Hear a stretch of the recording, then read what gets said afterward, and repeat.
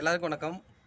அதிமுக முன்னாள் அமைச்சர் ஆர்பி உதயகுமார் அவர்கள் ஒரு கண்டனத்தை பதிவு பண்ணியிருக்காரு. என்ன அப்படின்னா, முருக பக்தர்கள் மாநாட்டுக்கு ஆர்பி உதயகுமார்லேருந்து நம்ம செல்லூர் ராஜ், பல முன்னணி முன்னாள் அமைச்சர்கள் பங்கேற்றிருந்தாங்க.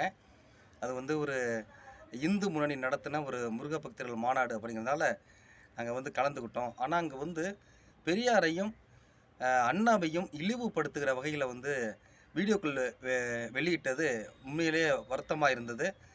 இப்படிப்பட்ட விஷயங்கள் நடக்கும்னு எங்களுக்கு தெரியாது.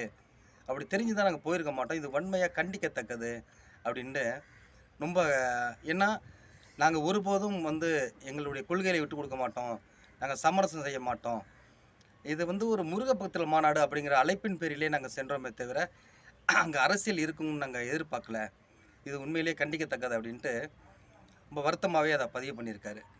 உண்மையிலே நம்மளும் பார்த்தோம்னா ஒரு முருக பக்தர்கள் கிட்டத்தட்ட ஒரு 10 லட்சம் பேர்கிட்ட கூடி குழுமி இருக்கிற ஒரு ஒரு முருகனை மட்டுமே வேண்டி வந்திருக்கிற மக்களுக்கு இடையில் நம்ம இந்த அரசியலை புகுத்தி இருக்க வேண்டாம் அப்படிங்கிறதான் தோணுது.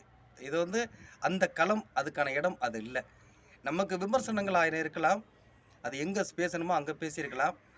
அந்த இடத்துல பேச வேண்டிய அவசியம் தவிர்த்திருக்கலாம் அப்படிங்கிறது தான்.